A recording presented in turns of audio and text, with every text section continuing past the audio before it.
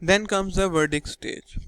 The judge will tell the jury to reach a unanimous verdict, and if after 2 hours and 10 minutes they have not reached a verdict, the judge can have them back and tell them he can accept a majority verdict.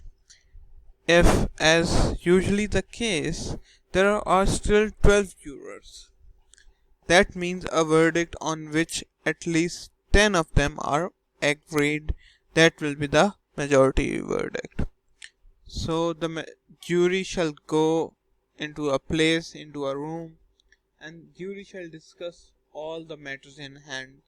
They shall discuss the evidence that they have against the defendant. They shall discuss the evidence that they have in the favor of defense. They shall discuss how the defense has thrashed the evidence of the prosecution. They shall discuss all other matters that the judge has directed them about the case of the law. They shall deal with the law as the judge has directed them, because it is the tribunal of law, and tribunal of law is the judge. So the judge has directed them to the tribunal of law and guided them in the best possible manner. It is the facts that the jury has to decide. So the jury shall see that whether a fact is believable to be true based upon the evidence against the defense, or and whether the defense was able to thrash that evidence.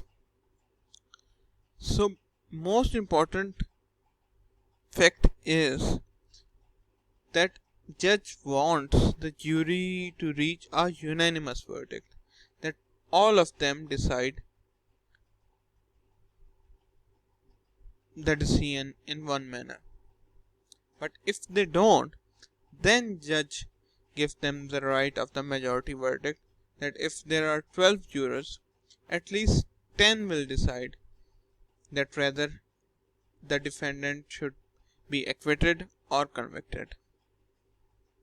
And if the jury is unable to give a unanimous decision or reach a majority decision, then that jury shall be called hung jury, and then the prosecution shall have the right to the second trial. And if the same happens, like in the second trial the second jury will not be able to give a verdict, then the court shall give the verdict of not guilty.